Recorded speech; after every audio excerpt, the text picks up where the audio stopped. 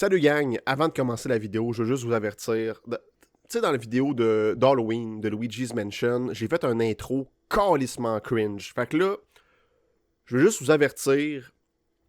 Là, dans quelques secondes, il va y avoir de quoi de vraiment cringe. OK? Je veux juste vous avertir. Cliquez pas X, fermez pas la vidéo, OK? Ça va durer peut-être 10 secondes. Après ça, on va juste en rire ensemble, OK? Juste vous avertir. C'est ça, on part. Ah oui, mon Jules, ma musique!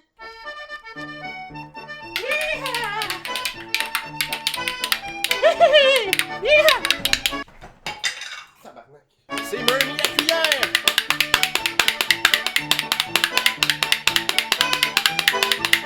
Je sais pas jouer de la cuillère. Je sais pas pantoute comment jouer de la calice de cuillère. Les pics d'audio, c'est dégueulasse. C'était pour se mettre dans l'ambiance du jour de l'an, tout le monde. Bienvenue au Murmcast. Je suis Murmy. Oui, de retour au Murmcast, le podcast de Murmy. Et joyeux réveillon. Joyeux 31 décembre, 1er janvier, 2 janvier. Peu importe quand vous regardez ça. Une très très belle année 2026 à vous tous. Pour ce 31 décembre, quoi de mieux que faire le récapitulatif, c'est ça le mot? J'ai joué à plein de jeux cette année et j'aimerais juste vous faire le bilan de mon année en termes de jeux vidéo. Qu'est-ce que j'ai joué cette année? Qu'est-ce qui m'a plu? Qu'est-ce qui m'a déplu? On part sans plus tarder avec le mois de janvier! Mois de janvier 2025, pour moi, ça a été un petit peu de Black Ops 6. Oui, gang, je suis un codeux à mes heures. J'aime bien un petit Call of Duty de temps en temps. Je le sais. Tirez-moi pas des roches. Et non, je ne me suis pas procuré Black Ops 7. Ça a l'air d'un jeu plein de AI slop. Avec des boss fights de zombies géants, genre dans un monde parallèle. Ils se sont crissement égarés avec Black Ops 7, on va se le dire. Puis moi, je suis pas un gars de campagne, de toute façon. Je suis un gars de multijoueur. J'aime juste ça. Boot up Call of Duty, tirer sur une coupe de dudes, fermer ça, on n'en parle plus. En fait, non, excusez-moi. Tirer sur une coupe de dudes, me faire tirer beaucoup, me choquer, fermer ça, puis passer à d'autres choses. Voilà. C'est mon cycle de vie à Call of Duty.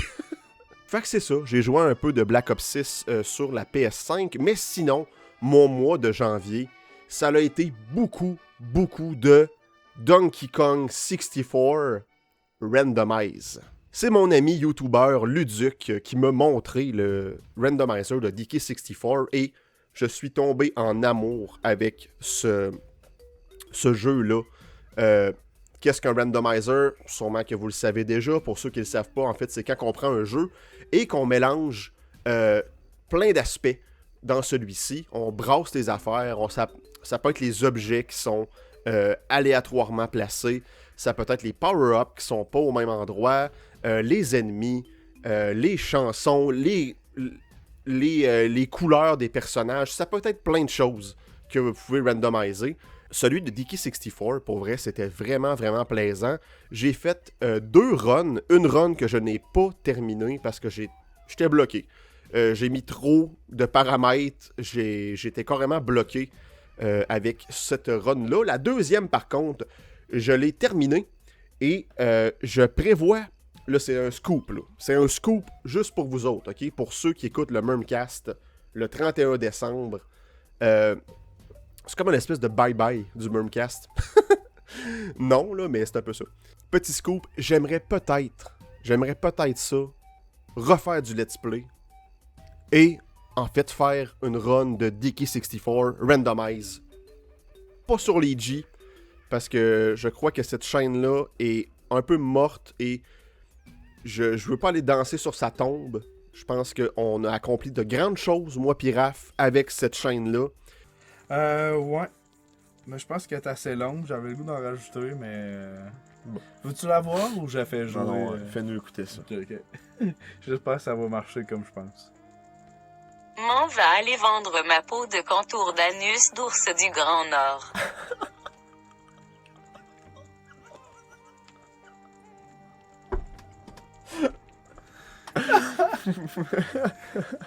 Oh my god. Mais ça va être sur la chaîne de Murmy. Là, peut-être, je lance ça dans l'univers, là. Peut-être un randomizer de Diki64 prochainement sur la chaîne Murmy. Ça serait très cool. Vraiment très cool. Et maintenant, passons au mois de février. Yeehaw! Yeehaw! C'est le pire beat de cuillère qui a jamais existé dans l'univers des cuillères. Dans le mois de février, j'ai joué un petit peu à un jeu qui s'appelle Tiny Lives. Tiny Life, ou en tout cas, Tiny Life, qui est en fait un Sims. C'est un rip-off des Sims, mais en 2D, vu du dessus, avec des graphismes de Super Nintendo style. Et pour vrai, c'était très très très très charmant.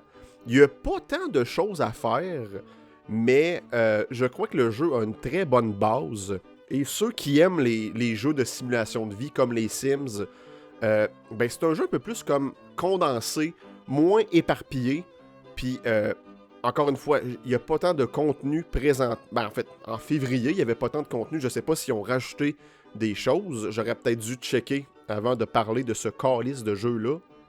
Doofus. Mais pour vrai, j'ai vraiment apprécié les heures que j'ai passées dessus, mais à un moment donné, on fait le tour assez vite, il n'y a pas grand-chose de nouveau à découvrir. Fait que j'ai lâché ce jeu-là pour aller faire un peu de Ocarina of Time / Majora Mask Randomize. Et qu'est-ce que je veux dire par là, en fait, c'est que les deux jeux sont mélangés ensemble. On peut trouver des systèmes d'Ocarina of Time dans Majora Mask et vice-versa. Et en fait, on traverse entre les deux jeux par la boutique de masques dans le marché d'Ocarina of Time. Et pour vrai, c'est tout le temps le fun de faire un randomize de Ocarina et Majora Mask. Donc, c'était très, très, très plaisant. Beaucoup plus complexe que, mettons, simplement les deux jeux comme séparés. Mais vraiment très, très, très plaisant comme concept. J'ai beaucoup aimé. Malheureusement, j'ai pas fini mes deux runs. La première parce que j'étais bloqué. Et même avec, bien souvent, les randomizers nous... Hey, je suis juste en février, puis j'ai chaud. Ça va être beau tantôt. La sueur va dégoûter. Les randomizers nous offrent un log, en fait, une espèce de liste. Quand on est bloqué, on peut aller se référer à ça pour essayer de se débloquer un peu en nous disant à telle place, il y a tel objet, tatati tatata, mais même avec ça, j'étais bloqué quand même. Et la deuxième run, ben je l'ai pas fini à cause de qu'est-ce qui s'en venait le mois d'après, mois de mars. Je vous en parle direct là, on passe en mars.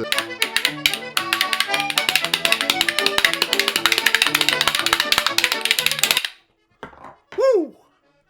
Ça rock'n'roll en mars. Eh bien, en mars, ce qui est arrivé, c'est que je déménageais avec ma copine, où ce que je suis présentement, dans cette superbe salle d'ordinateur, salle / gaming, divertissement, Père Noël louche dans le coin, tout ce que vous voulez, litière à chat. Et c'est ça, j'ai manqué de temps pour terminer mon randomize de Ocarina of Time Majora Mask. Et là, quand tu sais, après comme 3-4 semaines, t'as complètement perdu le fil d'un randomize, pour vrai, ça sert même plus à rien de l'essayer.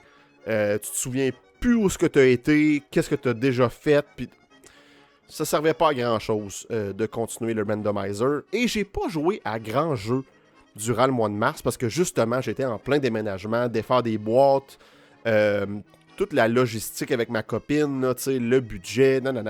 C'était plutôt grugeant comme moment, mais je tiens à vous rassurer, on est super bien où ce qu'on est présentement. On est très content d'avoir fait ce move-là, et je suis très content de ma salle. Ben, pas ma salle, parce que c'est une salle commune. Bref, on est content. On est content de tout ça. Par contre, dans le mois de mars, j'ai eu le temps de jouer un peu à Coromon sur Steam, qui est vraiment un rip-off de Pokémon. Les Pokémon plus traditionnels à la comme Fire Red, Ruby Saphir, Diamond Pearl. Et on dirait que j'accroche de moins en moins à cette formule-là, de vraiment comme tour par tour, avec des random encounters, avec des rencontres aléatoires dans les herbes hautes. Mais le jeu était quand même vraiment bien, comme narrativement, l'histoire est cool, les dialogues sont le fun, les Coromon aussi, les Pokémon en fait, là, sont super bien designés. Aussi, j'aime que ça soit pas les mêmes types que dans Pokémon. On avait plein d'autres types que je me souviens vraiment pas. Mais tu sais, de réapprendre ça, quel type est efficace contre tel autre type, pour vrai, c'était vraiment plaisant. Et j'ai fait peut-être une quinzaine d'heures sur Coromon. Malheureusement, encore une fois, je l'ai pas fini à cause du jeu que j'ai découvert. Du jeu... Calvaire, on va s'en reprendre. Du jeu que j'ai découvert dans le mois d'avril. On en parle tout de suite. Solo de cuillère!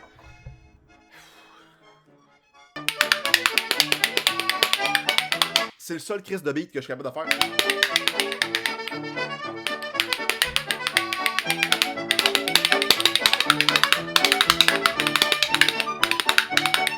Puis là, je sais que quand on ferme notre main, on l'ouvre, en tout cas, la cuillère. La cuillère. Merci, maman, de m'avoir acheté une cuillère. En avril, en fait, il y avait un jeu en spécial sur Steam qui a consumé carrément mon mois d'avril. J'en ai pas parlé de l'année, mais ce jeu-là s'appelle Dorfromantik. Dorfromantik, c'est un jeu, je dirais pas de stratégie, mais c'est un jeu de puzzle, en fait, où on crée un paysage. Et ça, c'est un village. On nous donne aléatoirement des formes hexagonales avec plein de types de terrain dessus. Et le but, dans le fond, c'est d'accorder ces pièces-là pour faire le paysage le plus consistant possible, si je pourrais dire.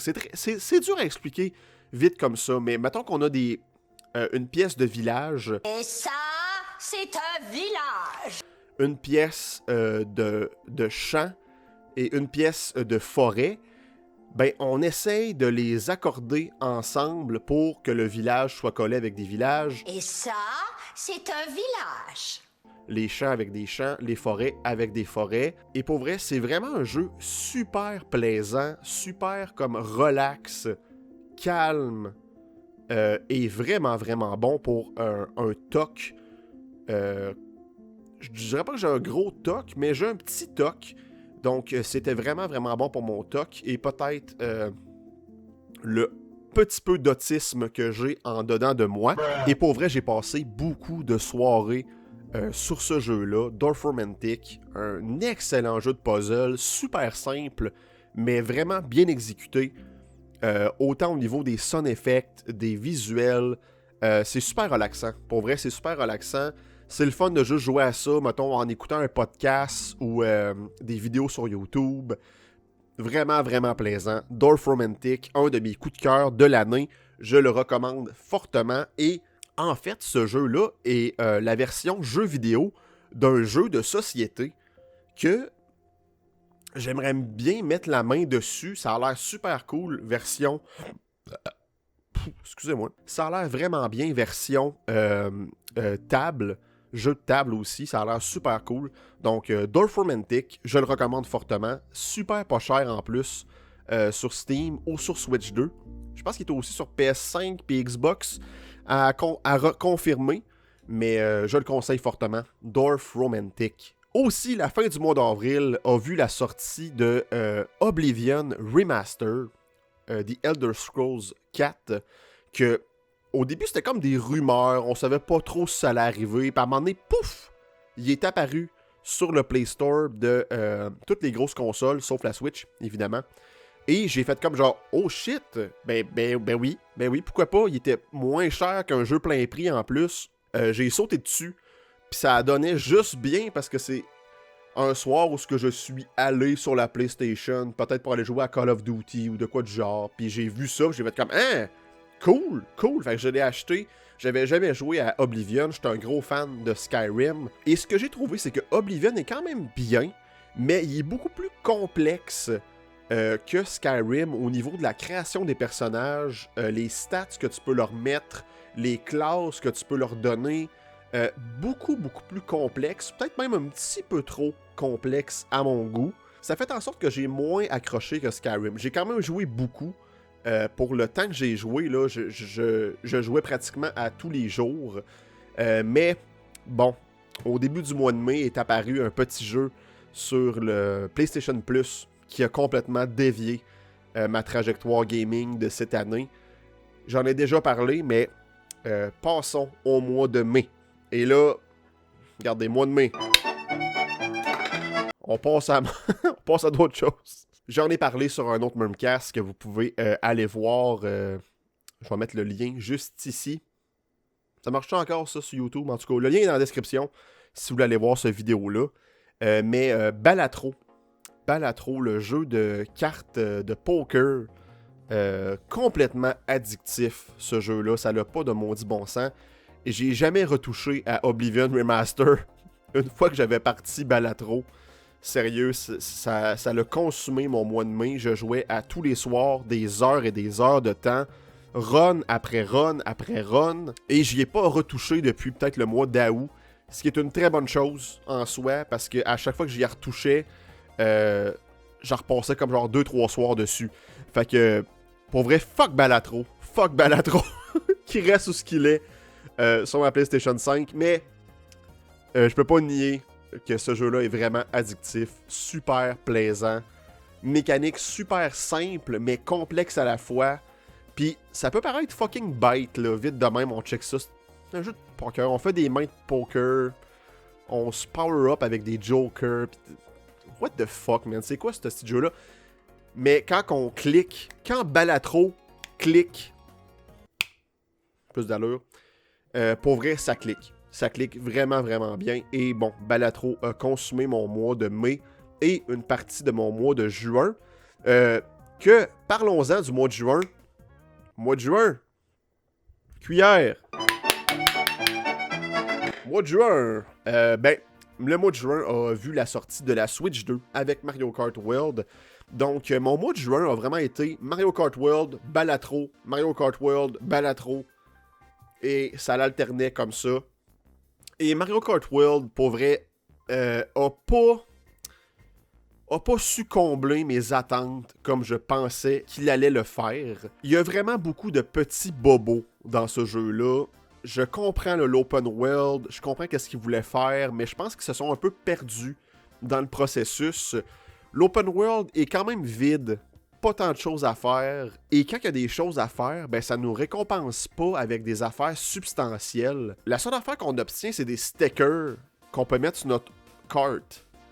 Pour vrai, c'est vraiment pretty much that, là. Le multijoueur en ligne a des gros problèmes, surtout sur le fait de jouer avec des amis. Genre, c'est tellement tough de jouer avec des amis avec un autre groupe de personnes en ligne qu'on connaît pas. C'est vraiment plus compliqué que ça devrait l'être. On devrait pouvoir faire un petit groupe à 2 ou 3 ou 4 qu'on puisse ensuite join un autre plus gros groupe qui nous connaît pas, en fait. C'est vraiment fucking complexe à toutes les fois qu'on veut jouer à Mario Kart World. Puis bien souvent, juste ce petit bobo-là fait en sorte qu'on veut plus jouer. Fait que Mario Kart World a des gros bobos. Par contre, on a des enfants qui viennent ici parfois pour... je raconterai pas les détails, mais bien souvent, on part un petit Mario Kart World et les enfants sont contents. On a du plaisir avec ça. Voilà. Mais Mario Kart World...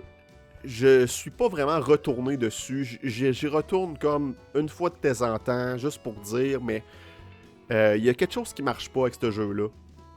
Fait que je trouve ça un peu dommage, parce que c'était comme le gros jeu là, de la Switch 2, là. Un nouveau Mario Kart at launch. Let's go! Mais finalement, c'est comme... Fait que peut-être qu'éventuellement, ils vont améliorer les affaires. Je sais qu'ils ont fait un update il y a vraiment pas longtemps, au moment où je tourne ça, qui corrige quelques trucs. Là, ils ont changé beaucoup les pistes. Les pistes, ben oui. Ils ont changé beaucoup les pistes entre les tracks principales pour rendre ça un peu plus complexe, avec plus de virages, plus de choses à faire. Parce que ça et tout, c'est un point faible du jeu, là, les entre-pistes, là, c'était comme un peu boboche. Beaucoup de lignes droites avec pas grand-chose à faire. Fait que voilà, Mario Kart World, pas un mauvais jeu, mais pas le Mario Kart qu'on s'attendait. Tu sais, le nouveau Mario Kart, là. Non, non, c'est pas ça du tout. Donc, passons au mois de juillet. La fin du mois de juin et le début du mois de juillet a été bercé par Breath of the Wild, version Switch 2. Encore une fois, j'en ai parlé dans la vidéo qui est dans la description. Et pour vrai, la version Switch 2 run super bien. C'est 60 FPS non-stop. Les visuels sont vraiment, vraiment beaux. Et ça a été un plaisir de refaire Breath of the Wild à nouveau. Et je l'ai fini juste à temps pour la grosse sortie du mois de juillet qui était DK Bonanza. Bon, c'est qui ça?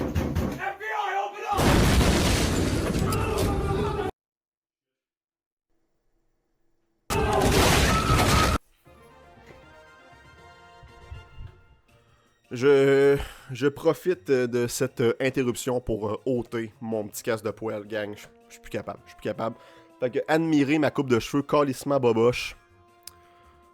Bon, c'est pas super. DK Bonanza, qui j'ai des avis mitigés par rapport à ce jeu-là. Les quelques premières heures de jeu, peut-être genre les 10-15 premières heures de ce jeu-là, c'est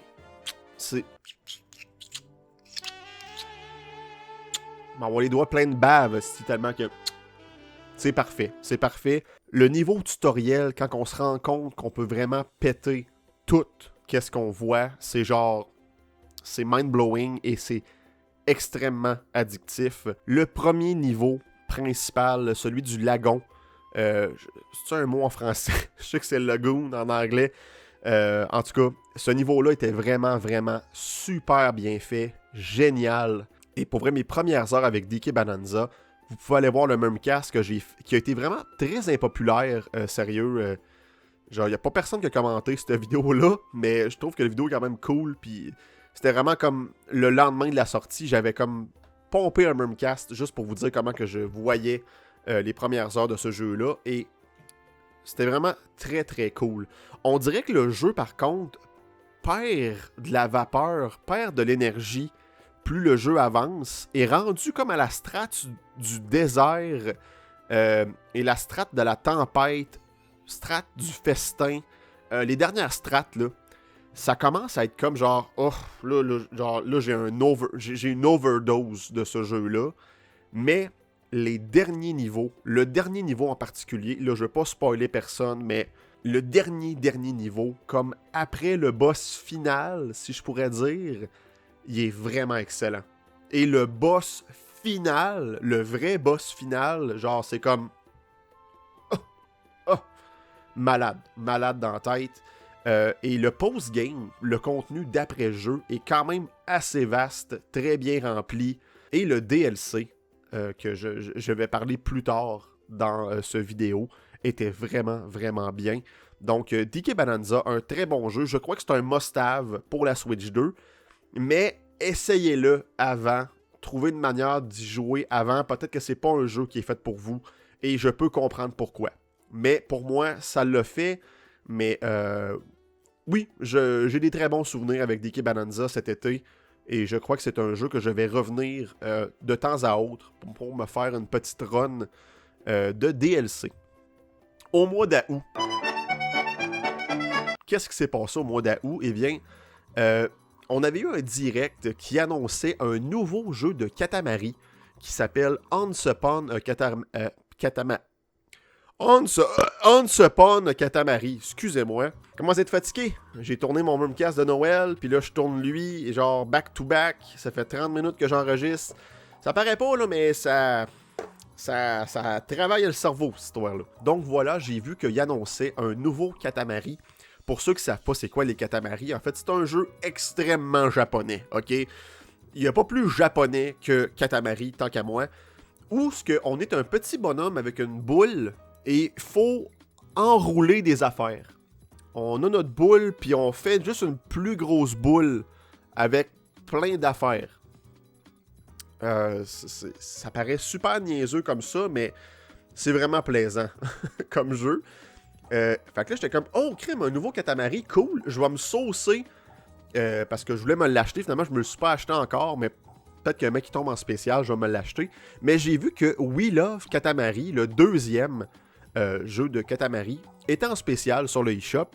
Fait que j'ai sauté dessus et j'ai collé à Katamari tout le mois d'août. Je l'ai fini en pas longtemps. C'est pas des très longs jeux. Je crois qu'il y a beaucoup de rejouabilité par contre, parce qu'on veut tout le temps comme battre notre score dans les stages. Et vraiment, j'ai eu du bon temps avec We Love Katamari. J'aime beaucoup ces jeux-là. Puis ma blonde, quand elle a vu ça, elle m'a dit « Hey boy, c'est quoi qui se passe? » Puis moi, j'ai juste répondu « Ouais, c'est très japonais comme jeu. » Puis t'es comme « Ouais, je vois ça. » Fait que voilà, We Love Katamari, très bon jeu. Toute la série Katamari, là, les main games, là, les jeux principaux sont quand même très cool. Ensuite, Chibi Robo est sorti sur Switch Online de GameCube. Donc j'ai collé un petit peu à Chibi Robo ici et là. C'est un jeu que j'aime beaucoup, mais que j'ai de la misère à coller. J'ai de la misère à comme revenir à tous les soirs pour faire un peu plus de Chibi Robo. Je le conseille pour ceux qui ont Switch Online sur GameCube. Ça reste un très bon jeu, mais pas à grosse dose. Mais c'est un jeu très charmant, là. On est un petit robot ménager, un petit robot concierge en fait, et on veut rendre notre famille heureuse. C'est ça le but de Chibi Robo.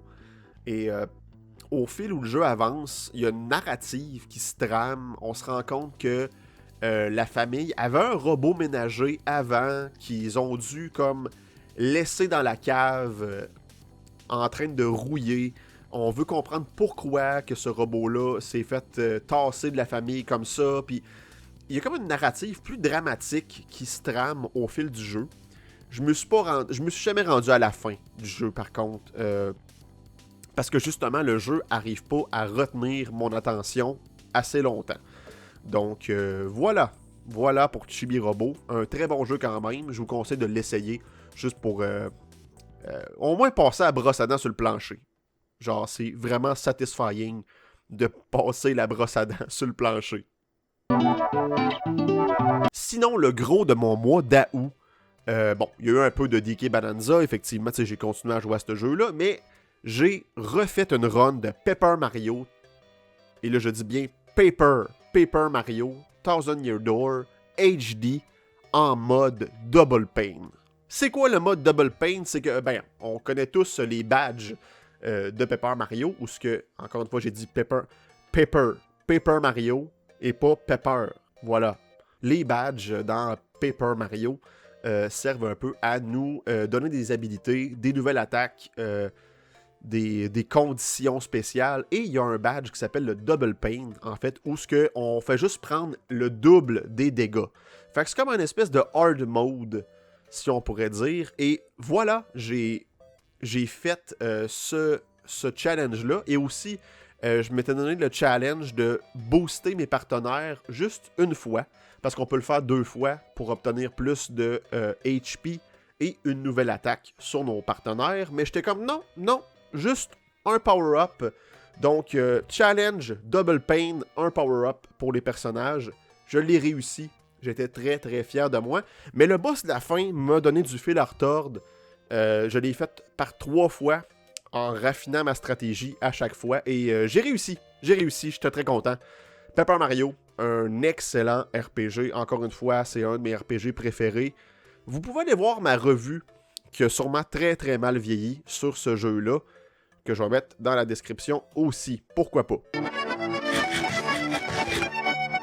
Le mois de septembre, ben, ça m'a donné envie de refaire un Paper Mario Randomize, Paper Mario 64 en version randomisée, où ce qu'on mélange tous les items. Donc j'ai fait une petite run de ça, ça a super bien été, c'était nickel, j'ai eu beaucoup de plaisir. Et ensuite, on a eu le direct de septembre pour la Switch, et ils ont annoncé le DLC de DK Bonanza. Qu'au départ, j'étais comme, un DLC déjà. J'étais un peu comme, ok, nice. Finalement, ben, le soir même, je l'ai acheté parce que j'étais une petite pute. Puis que j'avais vraiment envie d'essayer ça, même s'il était beaucoup trop cher. Je l'ai fait pareil, je l'ai acheté pareil. Et finalement, j'ai eu énormément de plaisir avec le DLC de DK Bonanza. C'est un roguelike, en fait. On fait des runs, différentes runs à chaque fois.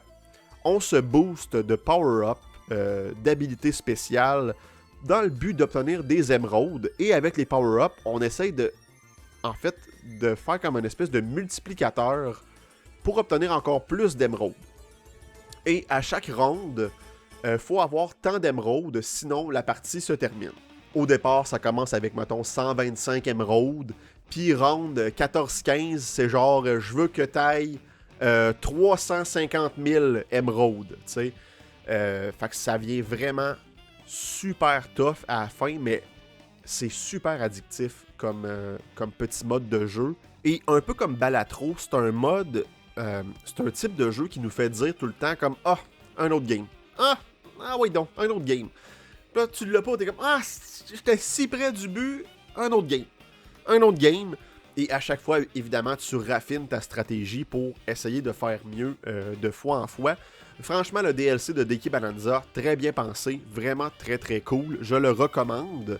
Et le mois de septembre, ça a été ça. Paper Mario Randomize, DK Bonanza, le DLC. Et le mois d'octobre, là, et là, je fais plus de petites transitions à cuillère, là, vous avez compris le principe. On n'est pas infoman, ce petit tabarnak, là. À un moment donné, octobre, ben ça a été, encore une fois, le DLC de DK Bonanza.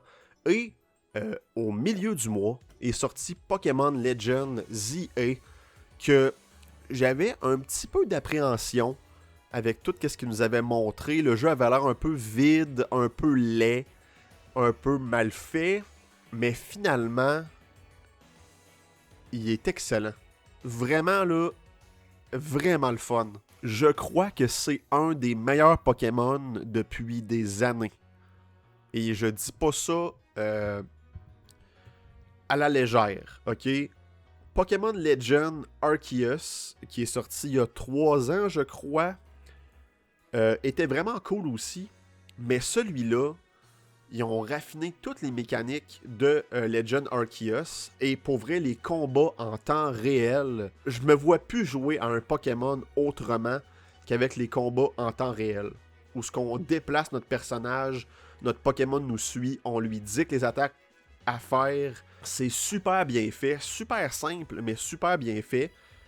Et ça rend ça super dynamique. Franchement, Pokémon Legends ZA est excellent.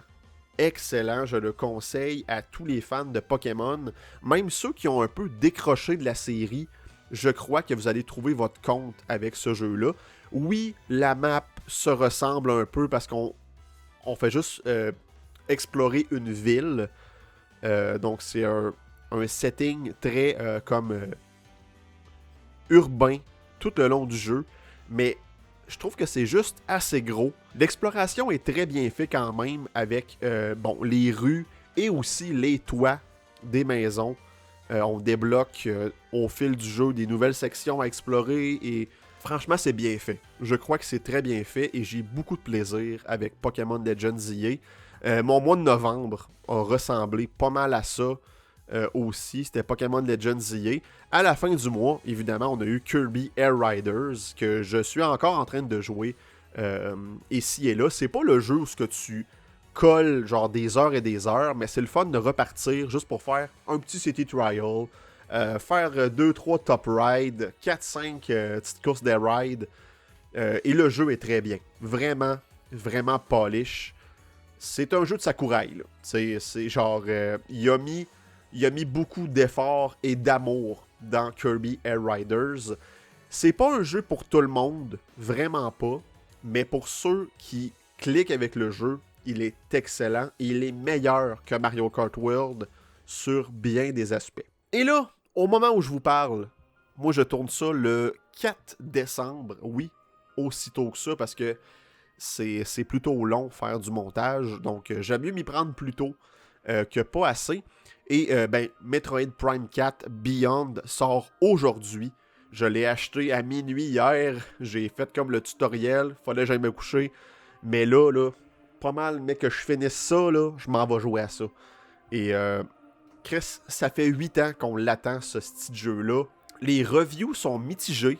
il y a certaines personnes qui lui donnent comme un 10 sur 10, d'autres comme 6, 7 sur 10. J'ai hâte de voir en tant que fan. Je suis plus fan du premier, Metroid Prime, je vais me l'avouer. Le deuxième, je l'aime quand même beaucoup. Le troisième, j'ai de la misère à y retourner parce que moi, les motion control, j'aime pas tant ça. Mais j'ai vraiment hâte de jouer à Metroid Prime 4 et j'espère qu'il saura combler mes attentes comme... C'est ça, combler mes attentes. Voilà. Ça fait 42 minutes que je tourne cette vidéo-là. Merci beaucoup, gang, d'avoir été là. Cette année pour le Murmcast. Je crois que beaucoup d'entre vous aiment la nouvelle formule de Murmy. C'est sûr que c'est pas les vidéos scriptées de l'époque avec plein de sketchs, des jokes, des montages vraiment funnés, les 64 faits, secrets, anecdotes, les stulfun au final, etc. Mais cette année, c'est plaisant parce que j'ai repris goût à faire des vidéos pour vous autres. Vraiment, j'ai repris goût à faire des vidéos, à faire du YouTube avec le Murmcast. Et merci d'être là à chacun des rendez-vous. Je nous souhaite pour 2026 encore plein d'autres Murmcast, peut-être d'autres types de vidéos. J'ai une nouvelle série qui s'en vient. Je sais pas si l'épisode 1 est déjà sorti, sûrement. Là, je vais pas vous spoiler, mais si c'est sorti, la vidéo va être dans la description. Une nouvelle série. J'aimerais peut-être refaire du let's play, comme j'ai dit plus tôt, des Murmcast. Et j'ai comme arrêté un peu la scène dernièrement, en 2025. J'ai fait moins de stand-up, mais 2026, j'aimerais peut-être ça retourner un peu plus sur scène. Et pour vrai, je suis content de faire ça. C'est du bonheur, c'est du fun, j'ai du plaisir à le faire. Et je suis content que vous ayez du plaisir à le regarder. Même si c'est un peu boboche, même si je rote, même si je cherche mes mots, même si là j'ai le nez fucking bouché pour je sais pas quelle raison, tabarnak. Merci d'être là pour le Murmcast. Et voilà, je voulais juste vous souhaiter une... Regardez, je viens de cafouiller mes mots. Je voulais juste vous souhaiter une très très belle année 2026. Cheers à vous, gang. Cheers. Cheers. Cheers à vous.